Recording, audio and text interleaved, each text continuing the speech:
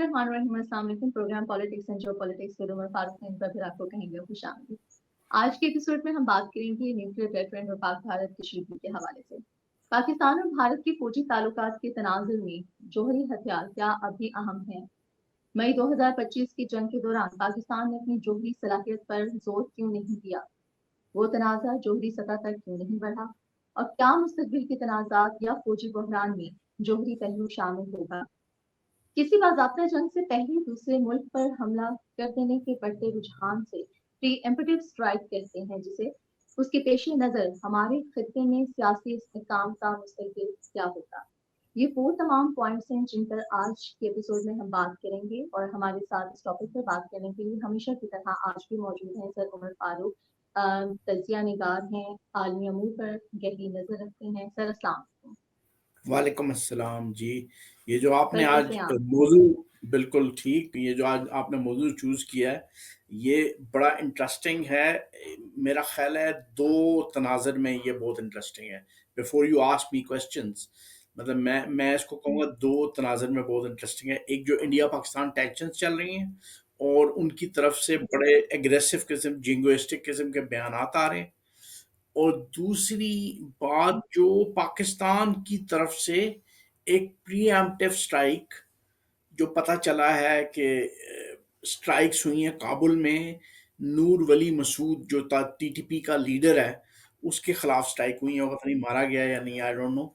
लेकिन वो pre-emptive strike, उस तनाज़र में ये सारा मौजू जो है ना ये बहुत अहम सूरत हाल इख्तियार कर जाता है, मेरा ख्याल ये है। तो अब आप मतलब जो सवालात होंगे वो मैं जवाब देने के लिए तैयार हूँ। जी सर। सर पहला सवाल मैं ये पूछना चाहूंगी, क्या मई 2025 की जंग का कोई जोहरी पहलू भी था? पाकिस्तान भारत जब हालिया तनाज़े की अगर हम बात करें तो इससे मुकम्मल तौर पर खाली था क्या? जो अगर हम ये बात करें हैं जो हमारा बुनियानुल मरसूस था उसके हवाले से। असल में देखें, मसला ये है कि पाकिस्तान ने ना ये जो मई 2025 का कॉन्फ्लिक्ट है उसमें न्यूक्लियर अपनी कैपेबिलिटी जो है ना उस पर ज़्यादा एम्फेसिस नहीं किया, बल्कि उसके बाद भी जो बात स्टेटमेंट्स आती रही हैं फॉरेन ऑफिस की तरफ से, आईएसपीआर की तरफ से, उसमें जो एक्सप्लेनेशंस है ना उसमें कन्वेंशनल कैपेबिलिटी पे ज़्यादा जोर है, और इस बात पे ज़्यादा जोर है कि हम कन्वेंशनल वॉर लड़ने के पोजीशन में भी हैं और इंडिया की कन्वेंशनल थ्रेट का कन्वेंशनल कैपेबिलिटी से मुकाबला करने की पोजीशन में भी है। लेकिन आपका जो सवाल है ना उसका जवाब देने के लिए मैं आपको एक कहानी सुनाना चाहूंगा। मेरे पास कुछ फैक्ट्स हैं, मैं आपको देखें। ये जब 7 मई को इंडियंस ने अटैक किया उसके बाद ड्रोन अटैक हुए दोनों तरफ से, फिर मिसाइल अटैक्स हुए, लेकिन जो टर्निंग पॉइंट था ना इवेंट का वो 10 मई की रात को 2:30 बजे 2:30 पे इंडियंस की तरफ से ब्रह्मोस मिसाइल्स के जरिए नूर खान एयरबेस पे अटैक, ब्रह्मोस मिसाइल फायर किए जो नूर खान एयरबेस को हिट किए। ये बड़ा क्रिटिकल मोमेंट था सारे इवेंट में, जिसके बाद सारी डिप्लोमेटिक एक्टिविटी, अमेरिकन इंटरवेंशन वो सारी हुई। अच्छा, नूर खान एयरबेस पे आपको बता सकता हूँ it's in the heart of military nerve centre of Pakistan, surrounded by all the military installations, Noor Khan airbase जो है। और इसके अलावा देखें ना, नूर खान एयरबेस पे 2:30 बजे अटैक होता है, 7:30 पर सुबह के वक्त 7:10 मई को 7:30 पे पाकिस्तान टाइम को में रॉयटर्स ब्रिटिश न्यूज एजेंसी एक खबर जारी करती है जिसमें लिखा होता है कि प्राइम मिनिस्टर ऑफ पाकिस्तान ने नेशनल कमांड अथॉरिटी का इजलास तलब कर लिया। ठीक है, अब नेशनल कमांड अथॉरिटी, अच्छा ये बड़ी मुख्तसर सी खबर है 2 पैराग्राफ की, अगर आप इंटरनेट पे सर्च करें तो आपको ये खबर मिल जाएगी, रॉयटर्स की ये खबर कि पाकिस्तान ने इजलास तलब कर लिया। 2 पैराग्राफ की खबर है जिसमें लिखा हुआ है कि जी प्राइम मिनिस्टर ऑफ पाकिस्तान ने नेशनल कमांड अथॉरिटी का इजलास तलब कर लिया है, इंट्रो। फिर सेकंड पैराग्राफ, कि नेशनल कमांड अथॉरिटी वो इदारा है जो पाकिस्तान के न्यूक्लियर वेपन्स को कंट्रोल करता है और डिप्लॉयमेंट और एम्प्लॉयमेंट के फैसले करता है, ये इदारा करता है। अब ये 7:30 पे ये खबर जारी होती है रॉयटर्स की तरफ से, और ये खबर फील्ड में रहती है 10:30 तक, क्योंकि 10:30 तक से पहले इसको कोई डिनाई नहीं करता। इस दौरान एक और वाकया होता है, मैं आपको बताता हूं। जनरल आसिम मुनीर की टेलीफोन पे गुफ्तगू होती है। जनरल आसिम मुनीर को कॉल करते हैं यूएस सेक्रेटरी ऑफ स्टेट और उनसे सीज फायर के हवाले से गुफ्तगू करते हैं, उनकी कंसेंट लेने की कोशिश करते हैं, क्योंकि वो इंडियन से भी बात कर रहे होते हैं। दूसरी तरफ वो न्यू दिल्ली में इंडियन से बात कर रहे थे, इधर वो जनरल आसिम मुनीर से बात कर रहे थे कि ये सीज फायर की तरफ जाएं। ये 7:30 पे जारी होने वाली रॉयटर्स की खबर, मतलब रॉयटर्स की खबर was an overt signalling, nuclear signalling आप उसको कह सकते हैं। जनरल आसिम मुनीर की गुफ्तगू होती है, करता है, जिसमें वो कहता है कि जनरल आसिम मुनीर की और यूएस सेक्रेटरी ऑफ स्टेट की टेलीफोन पे गुफ्तगू हुई है, जिसमें सीज फायर के हवाले से बातचीत हुई है। अब आप सेफली अज्यूम कर सकते हैं कि वो 11 बजे जो प्रेस रिलीज जारी हुई है, जो वाकया वो रिपोर्ट कर रही है प्रेस रिलीज, वो आधा घंटे पहले, 20 मिनट पहले या 30 मिनट 35 मिनट पहले हुआ होगा। यानी वो जो टेलीफोन कन्वर्सेशन 10:30 बजे हुई होगी, सेफली अज्यूम कर सकते हैं। जिसके फौरन बाद defence minister Khawaja Asif Pakistani television एक प्राइवेट चैनल पे अपीयर होते हैं और वो ये डिनाई करते हैं कि हमने नेशनल कमांड अथॉरिटी की मीटिंग कॉल नहीं की। रॉयटर्स की खबर में, अब मैं आपको बताऊं, Reuters is a very credible news agency. Reuters की खबर में मिलिट्री ऑफिशियल्स को कोट करके ये खबर दी जाती है कि नेशनल कमांड अथॉरिटी की मीटिंग कॉल की गई है। अब ये ओवर सिग्नल में जो आपने सवाल किया ना, मैं ये उस सवाल का जवाब देने की कोशिश कर रहा हूं। आपने सवाल ये किया था कि क्या न्यूक्लियर डायमेंशन उसका था या नहीं था। मेरा ख्याल है nuclear was lurking in the background. Reuters की खबर, यूएस सेक्रेटरी ऑफ स्टेट की टेलीफोन कन्वर्सेशन, उसके फौरन बाद नूर खान बेस पे अटैक, ये सीक्वेंस में होते हैं जो ये बताते हैं कि न्यूक्लियर सिग्नलिंग हुई जरूर है, लेकिन उसको फिर दबा दिया गया। 10:30 पे जब यूएस सेक्रेटरी ऑफ स्टेट की टेलीफोनिक कन्वर्सेशन होती है जनरल आसिम मुनीर से, उसके बाद उसको डिनाई कर दिया जाता है न्यूक्लियर सिग्नल, क्या ऐसी कोई मीटिंग कॉल नहीं की गई। ठीक है, फिर पाकिस्तान ये एम्फेसिस करना शुरू करता है कि हम कन्वेंशनल कैपेबिलिटी के जरिए मुंह तोड़ जवाब दे सकते हैं इंडियंस को। उसके बाद वो अटैक भी होते हैं। तो ये जो सारी सूरत हाल है, इसमें न्यूक्लियर जो इशू है, न्यूक्लियर जो कैपेबिलिटी है पाकिस्तान की, वो सर्टेन डिसिप्लिन इम्पोज करती है इंडियन बिहेवियर पे, इंडियन मिलिट्री बिहेवियर पे सर्टेन डिसिप्लिन। वो क्या सर्टेन डिसिप्लिन क्या है? देखें, इंडिया ने जब 7 मई को पहला अटैक किया तो उन्होंने आपकी एयर स्पेस वायलेट नहीं की। ठीक, पहला डिसिप्लिन। आपकी मिलिट्री इंस्टॉलेशंस को टारगेट नहीं किया।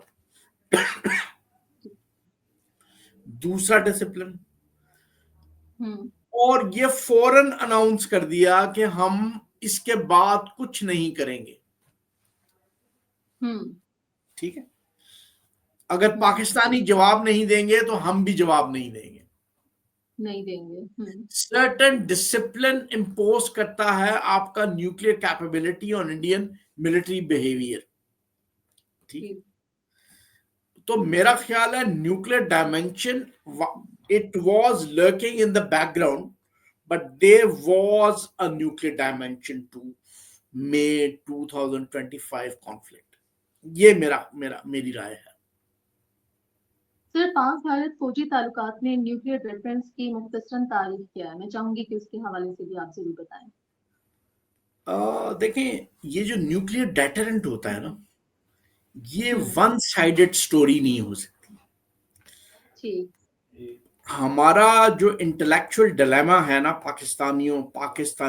पाकिस्तान के जो स्ट्रेटजिस्ट हैं उनका, वो वन साइडेड स्टोरी सुनाते रहे हैं 20-25 साल।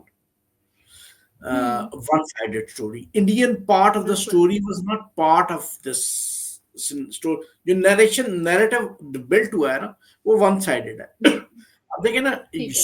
जो only successful model of nuclear deterrent जो दुनिया में एग्जिस्ट करता है, वो सोवियत यूनियन और यूनाइटेड स्टेट्स का है, जिसमें दोनों मुल्कों में ना सिर्फ ये था बैलेंस ऑफ टेरर था, दोनों के पास न्यूक्लियर वेपन्स थे और वो एक दूसरे को डेटर करते थे, बल्कि वो एक म्यूचुअली एग्रीड स्ट्रक्चर्स थे जो न्यूक्लियर डेटरेंट को रीइंफोर्स करते थे। मसलन वो रेगुलरली न्यूक्लियर हॉटलाइन उनके दरमियान थी एक। हम्म। कोई भी गलतफहमी, कोई भी एक्सीडेंट की इंफॉर्मेशन फौरी तौर पे क्लैरिफाई हो सकती थी हॉटलाइन के जरिए। उसके बाद वो रेगुलरली डिसआर्मामेंट और आर्म्स कंट्रोल एग्रीमेंट के की कोशिश करते रहते थे। उनके प्रेसिडेंशियल लेवल पे, समिट लेवल पे रेगुलरली इंटरेक्शन होता था और न्यूक्लियर डिसआर्मामेंट और आर्म्स कंट्रोल के एग्रीमेंट साइन करने की कोशिश होते रहते थे। फिर वो अपनी न्यूक्लियर सेफ्टी और न्यूक्लियर डेटरेंट को यकीनी बनाने के लिए हर लेवल पे कम्युनिकेट करते थे। हमारे यहाँ मसला ये है पाकिस्तान और इंडिया के दरमियान कि पॉलिटिकल लेवल पे वो एक दूसरे से बात ही नहीं करते। They are not on talking terms. Indian prime minister और Pakistani prime minister are not on talking terms. एक हल बारीक सा थ्रेड है वो डीजी मिलिट्री ऑपरेशंस लेवल पे, जो गलतफहमियां क्लैरिफाई करने के लिए इस्तेमाल होता है, लेकिन उसको न्यूक्लियर डायमेंशन उसकी कोई है या नहीं है, मेरा नहीं ख्याल है। वो सिर्फ मिलिट्री ट्रूप्स की मूवमेंट के हवाले से, इक्विपमेंट की मूवमेंट के हवाले से इंफॉर्मेशन एक दूसरे को रिले करते हैं, डायरेक्टर जनरल मिलिट्री ऑपरेशन। अब जहां तक बात आती है ना, पाकिस्तान ने एक तो हॉटलाइन कायम की थी फॉरेन सेक्रेटरी लेवल पे जब लाहौर समिट हुई थी। वो न्यूक्लियर हॉटलाइन के तौर पे काम करना था उसने, लेकिन वो चल ही नहीं सकी, कारगिल की वॉर हो गई। उससे पहले आपने एक नॉन अटैक और न्यूक्लियर इंस्टॉलेशन का 1988 में एग्रीमेंट साइन किया था इंडिया और पाकिस्तान ने। उस एग्रीमेंट के नतीजे में हम हर साल के पहले दिन पाकिस्तान और इंडिया एक दूसरे की न्यूक्लियर इंस्टॉलेशंस की लिस्ट एक्सचेंज करते हैं। 1 January every year Pakistan and India exchange list of their nuclear installation with each other. ठीक है, क्योंकि हमने नॉन अटैक और न्यूक्लियर इंस्टॉलेशंस का एग्रीमेंट किया हुआ। ठीक है, हम 1986 से ये जो ढकी छुपी जो थ्रेट्स हैं ना इंडिया और पाकिस्तान के दरमियान न्यूक्लियर वेपन्स के हवाले से, वो इशू की जाती रही हैं। 1986-87 में जो हमारे न्यूक्लियर साइंटिस्ट थे डॉक्टर अब्दुल कदीर खान, उन्होंने, जब हमारा एक मिलिट्री क्राइसिस चल रहा था ब्रास टैक्स के हवाले से 1986-87 में, तो डॉक्टर अब्दुल कदीर खान ने एक इंडियन जर्नलिस्ट कुलदीप नायर को एक इंटरव्यू दिया था, जिसमें उन्होंने कहा था कि हमारे पास न्यूक्लियर वेपन है और हम उसे इस्तेमाल करेंगे हमें अगर हमारी सलामती को खतरा हुआ, जो एक थ्रेट थी इंडियंस को। ठीक। ठीक।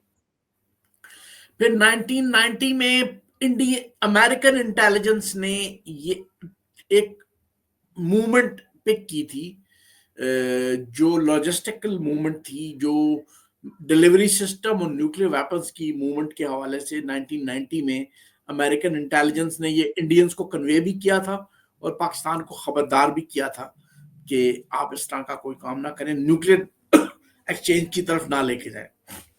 ठीक। फिर दोनों साइड पे न्यूक्लियर थ्रेट्स जो है ना वो इश्यू हुई।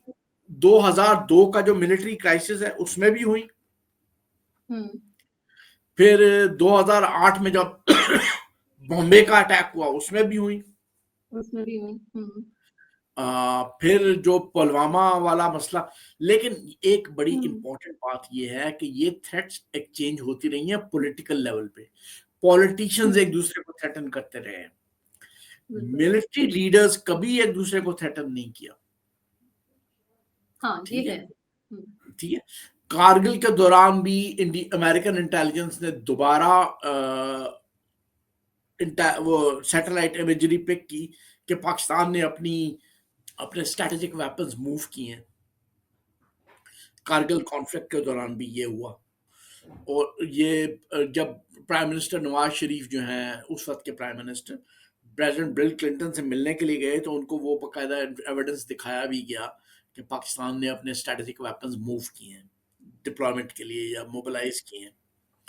तो लेकिन दूसरी तरफ मैं जो कह रहा था ना कि टू वन साइडेड स्टोरी नहीं हो सकती न्यूक्लियर डेटरेंट के हवाले से। दूसरी साइड ऑफ द स्टोरी ये है कि जो कारगिल के दौरान इंडियन मिलिट्री आर्मी चीफ थे जनरल वीपी मलिक, उन्होंने एक किताब लिखी है कारगिल पे जिसमें उन्होंने कहा है कि हमने इंटरनेशनल बॉर्डर कारगिल कॉन्फ्लिक्ट के दौरान इसलिए क्रॉस नहीं किया था कि हमने कारगिल में अपने मिलिट्री ऑब्जेक्टिव्स अचीव कर लिए थे, इसलिए हमें इंटरनेशनल बॉर्डर क्रॉस करने की जरूरत नहीं पड़ी। और जो लोग ये कहते हैं कि हम इंडिया पाकिस्तान के न्यूक्लियर वेपन से डर गए थे तो वो बिल्कुल गलत, ये वीपी मलिक कह रहे हैं, वो बिल्कुल गलत कहते हैं क्योंकि हमने ये कंसिडर ही नहीं किया, इंडियन पाकिस्तानी न्यूक्लियर वेपन्स को कंसिडर ही नहीं किया। हमने सिर्फ क्योंकि हमने मिलिट्री ऑब्जेक्टिव अचीव कर लिया है इसलिए हमने जरूरी नहीं समझा इंटरनेशनल बॉर्डर को क्रॉस करना। तो ये जो है ना, अब सूरत हाल दो तीन बातें मैं करना चाहूंगा न्यूक्लियर डेटरेंट के हवाले से कि देखें पाकिस्तान का न्यूक्लियर डेटरेंट जो है ना वो किस हद तक इंडिया को डेटर करता है।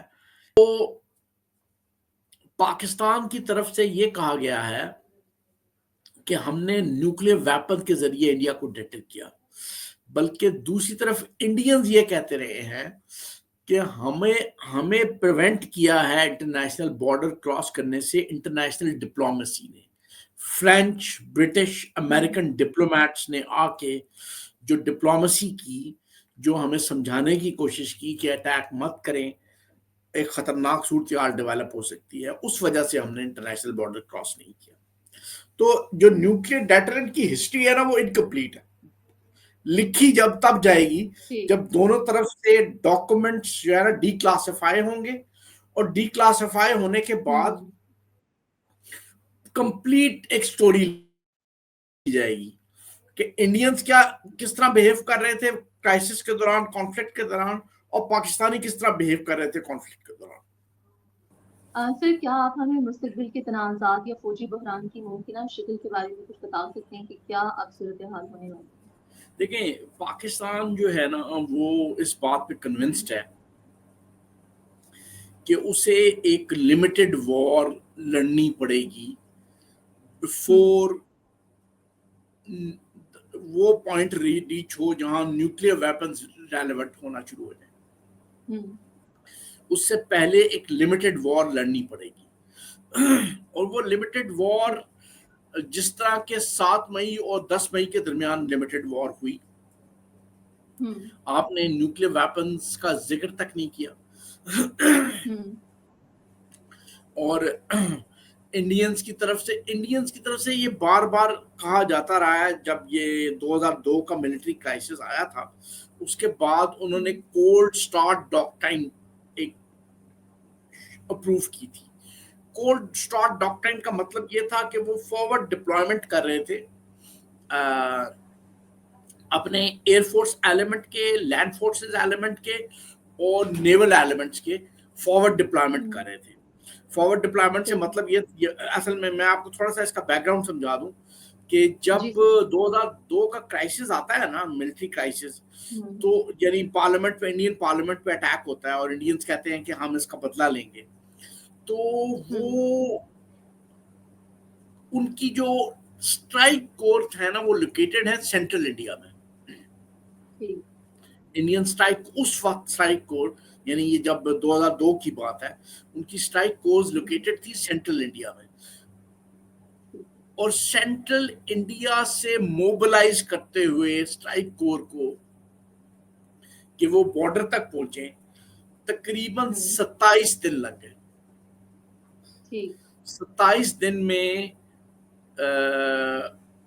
पाकिस्तानी मोबिलाइज कर चुके थे अपनी फोर्सेस, और ब्रिटिश, फ्रेंच और अमेरिकन डिप्लोमेट्स जो हैं वो दिल्ली का और इस्लामाबाद का चक्कर लगा लगा के सिचुएशन को डिफ्यूज कर रहे थे। इंडियंस ने ये कहा कि अब जो मसला ये है कि अब फॉरवर्ड डिप्लॉयमेंट करो, जो प्यूनिटिव एक्शन करेंगे हम किसी भी मैस कैजुअलिटी अटैक के बाद, प्यूनिटिव एक्शन वो विद इन आवर्स होना चाहिए, फौरी तौर पे होना चाहिए, ताकि फॉरेन पावर्स को इंटरवीन करने का मौका ना मिले, ताकि पाकिस्तान को मोबिलाइज करने का मौका ना मिले। इसको वो कहते थे कोल्ड स्टार्ट डॉक्ट्राइन। उस पे उन्होंने, उसके लिए उन्होंने फॉरवर्ड बेसिस बनाए अलोंग द बॉर्डर। और पाकिस्तान ने उसका जवाब जो था ना, वो नसर वेपन, नसर मिसाइल के हवाले से लिया, टैक्टिकल न्यूक्स जो लेके जा सकता है। क्या अगर आप फॉरवर्ड मूवमेंट के जरिए कोल्ड स्टार्ट डॉक्ट्राइन इस्तेमाल करेंगे तो हम उसका जवाब, नसर शॉर्ट रेंज मिसाइल है, 60 किलोमीटर तक रेंज है उसकी, और टैक्टिकल न्यूक्स लेके जाने का वो सलाहियत है। लेकिन इस बार तो लैंड फोर्सेस की मोबिलाइजेशन मुमकिन ही नहीं हुई नहीं ना, लैंड फोर्सेस तो मोबिलाइज ही नहीं हुई। जो 7 मई और 10 मई के दरमियान जो लड़ाई हुई है, इसमें लैंड फोर्सेस मोबिलाइज नहीं हुई। अब मसला ये है कि जो फ्यूचर कॉन्फ्लिक्ट है ना, उसका एक इंडिकेशन जो मिलती है वो पाकिस्तान के chairman joint chief of staff committee general Sahir Shamshad Mirza के स्टेटमेंट से मिलती है, जो उन्होंने इंटरव्यू दिया था रॉयटर्स न्यूज एजेंसी को। मेरा ख्याल है वो सिंगापुर में किसी कॉन्फ्रेंस में शिरकत कर रहे थे, वहां उन्होंने इंटरव्यू दिया था। उसमें उन्होंने कहा था कि अगर कॉन्फ्लिक्ट होता है, फ्यूचर कॉन्फ्लिक्ट में हमारा टारगेट जो होगा वो पूरा इंडिया होगा, पूरा इंडिया। यानी इस बार जो आपने 7 मई और 10 मई के दरमियान जो कॉन्फ्लिक्ट हुआ है, उसमें जो टारगेट थे ना, जो टारगेट सिलेक्शन थी पाकिस्तान की, वो उनके जो वेस्टर्न बॉर्डर है, जो पाकिस्तान के साथ उनका बॉर्डर लगता है, उसके साथ साथ जो उनके बेसिस थे ना, एयर बेसिस, उनको अटैक किया पाकिस्तान अपने फतह मिसाइल्स के जरिए। और इंडियंस ने जो अटैक किया है वो फर्स्ट, उसमें सिर्फ सिविलियन टारगेट किए, मिलिट्री टारगेट्स बिल्कुल टारगेट नहीं किए। Towards the end of the conflict उन्होंने, जब उनको मिलिट्री लॉसेस हुई हैं बड़ी तादाद में, बड़े पैमाने पे, उसके बाद उन्होंने 11 मिलिट्री बेसिस को अटैक किया, इंक्लूडिंग नूर खान बेस।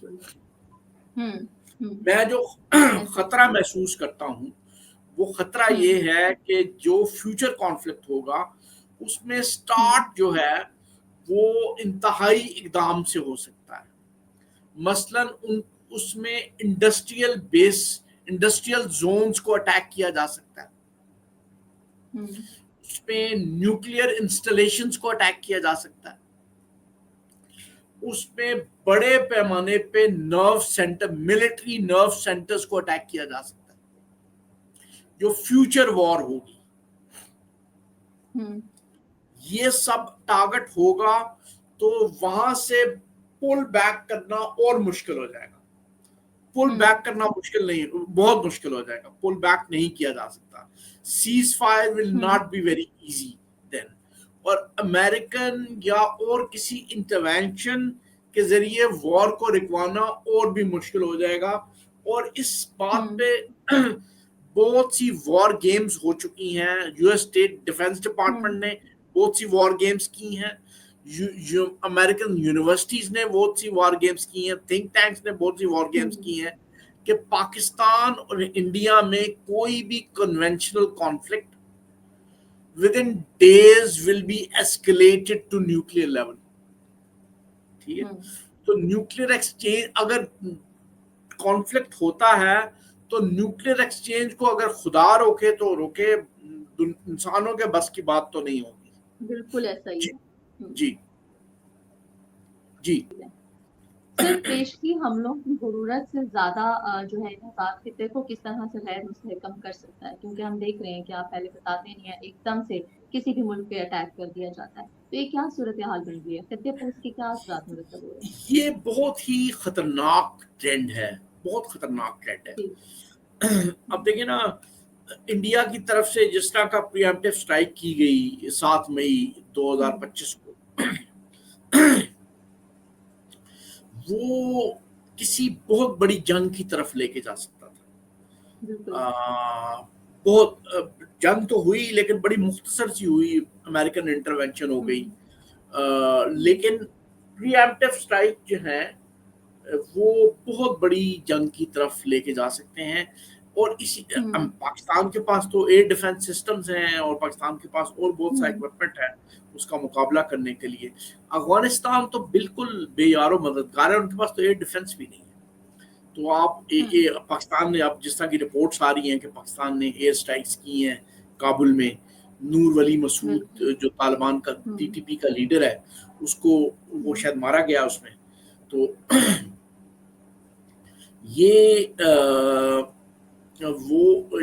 प्रीएम्प्टिव स्ट्राइक अगर देखिए ना, पाकिस्तान अगर तालिबान पे, अफगानिस्तान पे प्रीएम्प्टिव स्ट्राइक करता है तो वो इंडियन प्रीएम्प्टिव स्ट्राइक की जस्टिफिकेशन बन सकती है।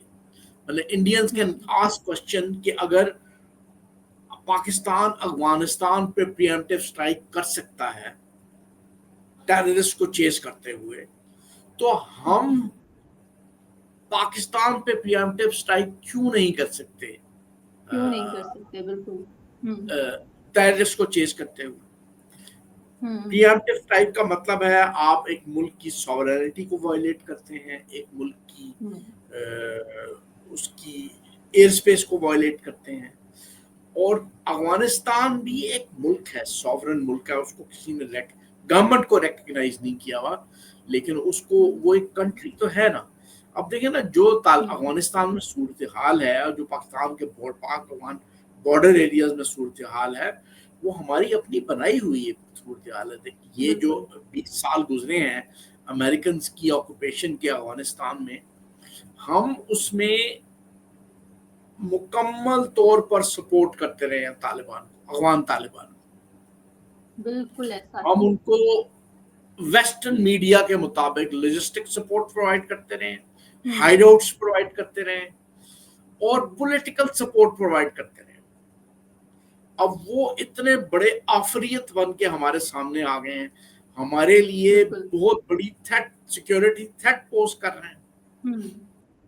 और अब हम अब मुझे बताएं, वो उस पॉलिसी का, वो 20 साल जो आपने पॉलिसी रन की थी तालिबान को सपोर्ट करने की, उसका क्या बनेगा? और अब हम किसके पास जाएं और बताएंगे जी हम तालिबान को सपोर्ट नहीं करते, तालिबान हमारे लिए थ्रेट है, तालिबान हमारे दुश्मन है, बिल्कुल। कौन सुनेगा हमारी? तो कोई भी नहीं। प्रीएम्प्टिव स्ट्राइक्स जो हैं इस मसले का हल नहीं हुँ, है। इस मसले का ठीक। हल ये है कि आप दुनिया की तवज्जो इस मसले की तरफ दिलवाएं और सही हुँ, मानों में एक तो सेंट्रल स्टेट स्ट्रक्चर खड़े करने की कोशिश करें अफगानिस्तान में। ठीक। आप उनके स्टेट स्ट्रक्चर को रीइंफोर्स करें, उनके स्टेट स्ट्रक्चर ठीक। को अंडरमाइन ना करें, हुँ, क्योंकि अगर उनका स्टेट स्ट्रक्चर अंडरमाइन होगा, सही तरह हुँ, अपनी रिट इन्फोर्स वो अपनी टेरिटरी में नहीं कर सकेंगे, वो सारी हुँ, दुनिया की मदद से उनको इस तरफ लाएं कि आप रिट इन्फोर्स करें अपनी, और ये हुँ, इन टेररिस्ट ग्रुप को इस यहाँ से भगाएं। जो 11-12 टेररिस्ट ग्रुप आप होस्ट कर रहे हैं अफगानिस्तान में, हुँ, उनको वहां से भगाएं, उनके लिए जगह तंग करें। लेकिन हुँ, प्रीएम्प्टिव स्ट्राइक पाकिस्तान की तरफ से हुँ, मिलिटरीली इंगेज होना अफगानिस्तान में हुँ, बहुत खतरनाक डेवलपमेंट होगी। मेरी नजर में बिल्कुल, ये बहुत बड़ी बेवकूफ़ी होगी जनाब। बिल्कुल। सर बहुत-बहुत शुक्रिया। आज के प्रोग्राम में हमने पाक-भारत कशीदगी के हवाले से बात की। मुमकिन सूरत-ए-हाल क्या हो सकती है, इसको डिस्कस किया। इंशाल्लाह ताला प्रोग्राम पॉलिटिक्स एंड जियोपॉलिटिक्स की अगली एपिसोड में फिर कुछ नए इश्यूज़ पर बात करेंगे। तब तक के लिए दीजिएगा इजाज़त। अल्लाह ने के बाद।